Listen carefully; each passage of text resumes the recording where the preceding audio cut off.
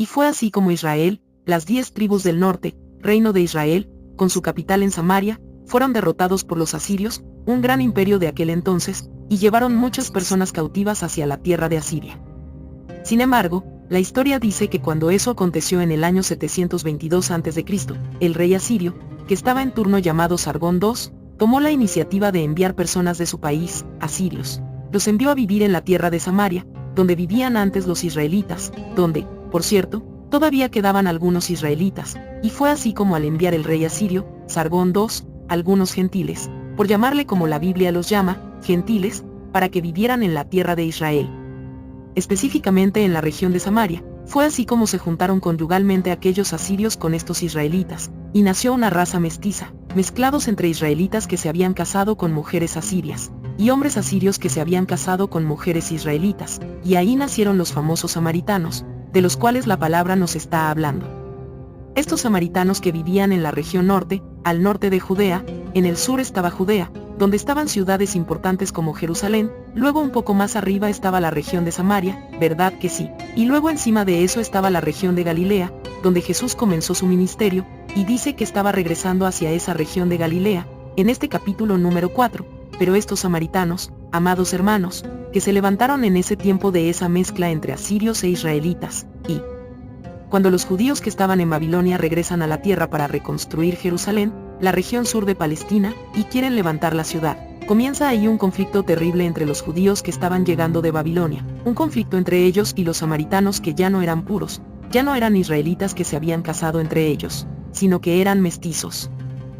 Pero no solamente había un problema racial y un desprecio de los judíos hacia los samaritanos por no ser de sangre pura, por decirle de alguna forma, sino que estos samaritanos tenían también algunos problemas que para los judíos era una ofensa terrible. Por ejemplo, en primer lugar, ellos practicaban un judaísmo sí parecido al de los judíos, pero había sido adulterado con los ritos idólatras de los asirios.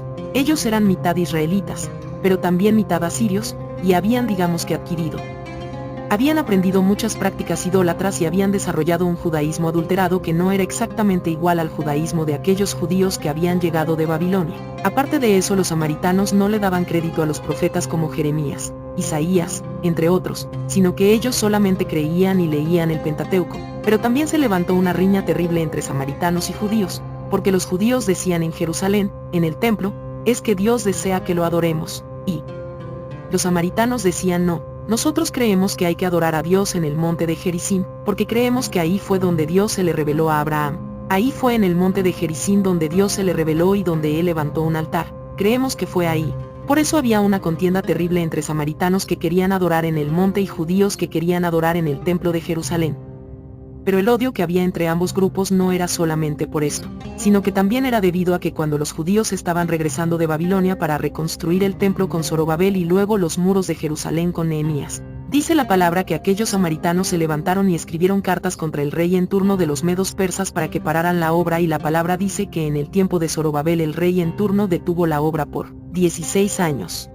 Hasta que por fin Dios usó un profeta joven llamado Zacarías para decirle no con ejército ni con espada sino con mi espíritu ha dicho Jehová de los ejércitos, aleluya. Pero hubo una oposición terrible de los samaritanos también cuando vino Nehemías a reedificar los muros. Los samaritanos amenazaban con invadir de tal forma que Nehemías y su grupo tuvieron que con una mano reconstruir los muros y con otra mano empuñar la espada listos para pelear en cualquier momento. Sin embargo, ese conflicto desde entonces levantó una contienda terrible entre los dos grupos, los samaritanos mestizos no de sangre únicamente israelita que adoraba en el monte en vez del templo, que habían odiado a los judíos que no querían que se levantara otra vez el templo y la ciudad de Jerusalén. Y el contexto del pasaje nos lleva a este momento cuando en Palestina, insisto, dividida en tres regiones principales: Galilea en el norte donde Jesús comenzó el ministerio, luego Samaria en el centro y luego abajo Judea donde estaba Jerusalén. El capítulo 2 cita a Jesús predicando en Jerusalén y dice que debido a que los fariseos habían oído que Jesús hacía y bautizaba más discípulos que Juan, dice la palabra en este capítulo 4 que comienza diciendo que Jesús se propuso regresar hacia Galilea, la región del norte, porque le iba a ir allá, pero dice en el versículo 4 que le era necesario pasar por Samaria.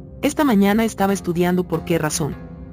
El pasaje dice que a Jesús le era necesario pasar por Samaria, y déjeme decirle algo, no era por cuestiones geográficas, no era que había un solo camino para ir desde Judea hacia Galilea y obligatoriamente había que pasar por la región de Samaria o no. La historia cuenta que había 3 caminos distintos, uno por el este a través de la región de Perea, otro al oeste por la costa del mar Mediterráneo, y la historia también dice que todos los judíos preferían tomar cualquiera de estos 2 caminos para trasladarse entre Judea y Galilea con tal de no pasar por la terrible tierra despreciable y contaminada tierra de Samaria, esta gente despreciable como los llamaban ellos, inmundos. Y sin embargo Jesús dice la palabra que estaba deseando ir hacia Galilea. Comenzó su viaje desde Judea, desde el sur, yendo hacia Galilea totalmente al norte, pero en vez de tomar el camino tradicional por los bordes bordeando Samaria, él insistió en ir por el mismo centro para atravesar la misma ciudad, la misma región de Samaria, porque dice, la razón por la cual él se propuso pasar por Samaria era porque le era necesario pasar por ahí, era necesario pasar por Samaria. Y amados hermanos, este es el primer aspecto que veo en este pasaje que me impresionaba esta mañana mientras leía la palabra del Señor, y es la gracia de Jesús yendo para buscar y salvar a aquella mujer. ¿Cuántos pudieron alabar a Dios por eso? Sabe, amado hermano, que el pasaje muestra a Jesús buscando a esta mujer samaritana, del cual el pasaje nos muestra buscando intencionalmente para salvarla, porque cuando leemos el capítulo 4 notamos que esta mujer samaritana era alguien que estaba esclavizada por el pecado, tenía un sentimiento, un sentir de vacío en su corazón, porque el pecado produce vacío y ella necesitaba ser salva. Necesitaba reconciliarse con el Señor. Sin embargo vemos como ella, aunque estaba estática, ella aunque tenía un plan para su vida, ella aunque tenía un plan para ese día, que grande es ver en el pasaje que la gracia del Señor comenzó a buscarla. Este es el primer aspecto que me impresiona en este día, amados hermanos, que no somos nosotros los que inicialmente buscamos a Dios, no somos nosotros los que preparamos el plan de salvación, sino que fue la gracia del Señor, la que vino a buscarnos, la que vino a salvarnos, la que vino a rescatarnos. Por eso en este día, mientras yo leo en el pasaje las acciones que tomó Jesús, el desenlace de la historia, veo una intención del Señor en ir y buscar y para ellos. Pero Jesús va a Samaria rompiendo con la tradición, no yendo por el borde, sino yendo por el mismo centro, a pasar por la misma Samaria, a encontrarse con una samaritana, rompiendo los prejuicios de los judíos, rompiendo el nacionalismo de los judíos y todo, porque había un plan para salvar a una mujer que estaba necesitada de salvación y que el pecado la había afectado. El versículo 6 muestra, como dice el versículo 6, que allí estaba en Samaria un pozo de Jacob, aparentemente a las afueras de la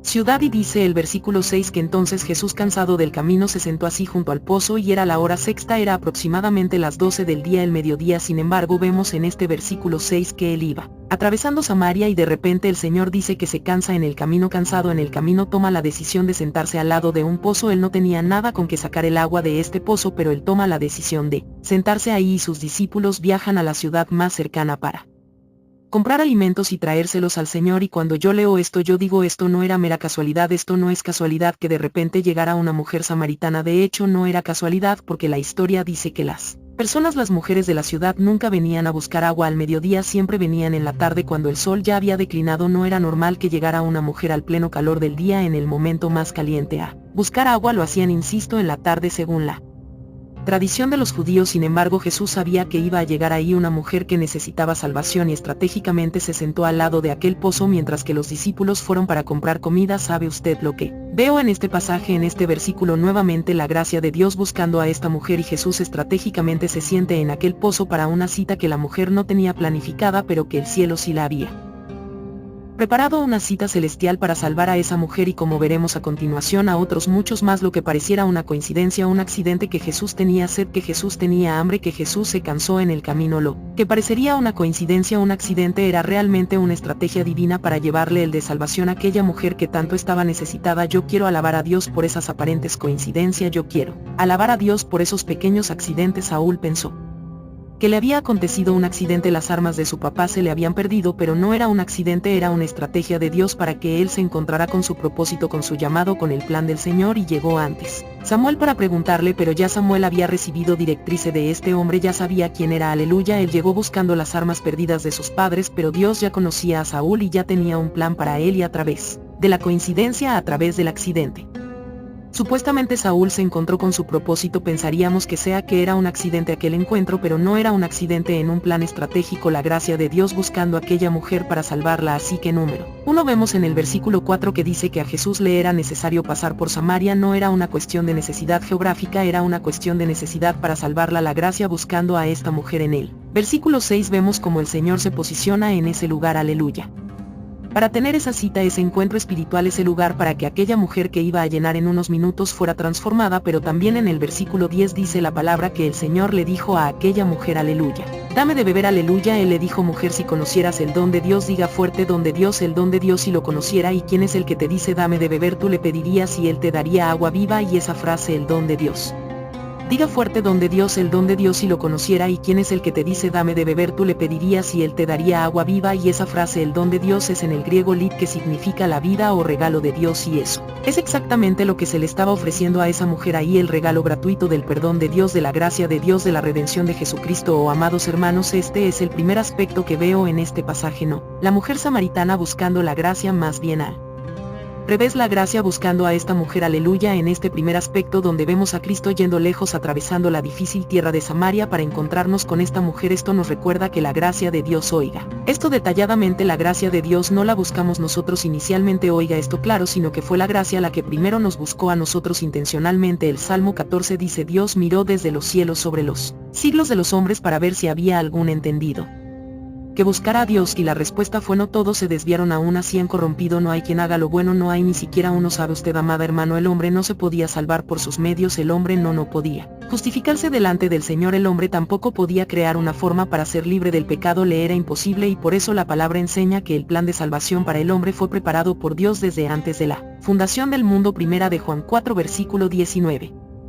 Dice que nosotros le amamos a Él porque Él nos amó primero. Alguien dice a mí, por eso, aleluya, aleluya, Dios mismo vino a la tierra, el Verbo se hizo carne, el Hijo de Dios vino a nuestra Samaria espiritual, a nuestra perdición. Y dice Filipenses 2:6 que Él, siempre en forma de Dios, no estimó el ser igual a Dios como cosa que aferrarse, sino que se despojó a sí mismo, tomando forma de siervo, hecho semejante a los hombres, y estando en la condición de hombre, se humilló asimismo, haciéndose obediente hasta la muerte y muerte de cruz. A buscar lo que significa eso, la gracia de Dios buscando al hombre. El hombre todavía no había fallado, y ya Dios sabía que el hombre un día le iba a fallar, y ya Dios tenía un plan y un proyecto, y ya Dios tenía un Salvador, y ya Dios tenía un Cordero preparado desde antes de la fundación del mundo. ¿Sabe usted lo que es eso? La gracia buscando al hombre que se había alejado. Mi estimado amigo, si hay alguien este día que aún no es cristiano, la gracia de Dios te conoce y la gracia de Dios te está llamando. La gracia del Señor está tocando la puerta de tu corazón, y sabe que la gracia también provocó que el Padre enviara a su Hijo en el tiempo, no por casualidad, en el tiempo señalado. Dios, habiendo hablado de muchas maneras en el tiempo señalado, envió al Hijo, se hizo carne, caminó entre nosotros, murió por nuestros pecados, derramó toda su sangre, resucitó al tercer día. ¿Sabe usted por qué la gracia de Dios buscando al hombre? La gracia de Dios alcanzando al hombre, la gracia de Dios buscándonos. Cristo mismo dijo en Lucas 19, el Hijo del Hombre vino a, oiga estas dos palabras, buscar y salvar lo que se había perdido. El hombre se había perdido, el hombre no tenía poder para ser salvo, pero él vino del cielo para buscar, como mismo estaba buscando la samaritana, como mismo le era necesario pasar por Samaria para salvar a aquella mujer. Asimismo el Verbo se hizo carne y vino para buscar primero y para salvar lo que se había perdido. Esto me recuerda a mí una parábola que dijo mi maestro favorito Jesucristo. Él dijo que había un hombre, un pastor, que tenía 100 ovejas, y un día perdió una. En la perdió la oveja, se extravió, pero él dejó el redil las 99, y él fue a buscar aquella que se había perdido. La gracia buscando la oveja que no tenía poder para salvarse ella sola. La gracia buscando la oveja que se había extraviado, no por culpa del pastor, por culpa de ella misma. Pero el pastor amante en su gracia fue a buscarla. Pero Dios, que rico en misericordia, por su gran amor con que nos amó, aún estando nosotros muertos en pecado, nos dio vida juntamente con Cristo. Por allá están la gente de las religiones haciendo cosas para intentar buscar a Dios, pero el hombre no puede buscar a Dios por sus medios, el hombre no puede satisfacer la justicia de Dios por sus medios. Solamente el Cordero de Dios, su sangre poderosa, derramada en la cruz del Calvario, nos hace acepto, nos hace perfecto, nos hace santificado. Aleluya, la gracia del Señor salió a buscar a aquella mujer, y la gracia del Señor también ha salido a buscarte a ti y a buscarte a mí. Por eso hoy estamos aquí en este día. ¿Cuántos gritan aleluya? ¿Quiere saber usted cómo es eso de que la gracia me vino a buscar a mí y a ti antes de que nosotros pudiéramos decir? Si Dios fue el que diseñó el plan para salvar al hombre, Dios fue quien envió su Hijo para ejecutar ese precio. Dios fue quien pagó el precio de Cristo, que es uno en su cuerpo de carne, pagó el precio, pero también es Dios quien todavía sigue buscando al pecador a través del Espíritu Santo que toque el corazón. Cristo dijo, el Espíritu, cuando Él venga, y convencer al mundo de pecado, de justicia y de juicio. Usted y yo, amados hermanos, hoy somos salvos porque alguien tocado por el Espíritu Santo nos predicó el Evangelio y escuchamos la palabra, y cuando escuchamos la palabra, el Espíritu Santo del Señor tocó la puerta del corazón, y hoy eres un pecador. ¿Eso qué Te está diciendo ese cristianito, eso es verdad, necesita un salvador, eso que te tocaron la puerta de todos los hermanos misioneros aquí de Monte de Siempre toca las puertas, mire, aleluya, qué lindo evangelizando, verdad que sí. Guiados por el Señor, la palabra nunca vuelve vacía y el Espíritu Santo toca el corazón de la persona para que sea salva.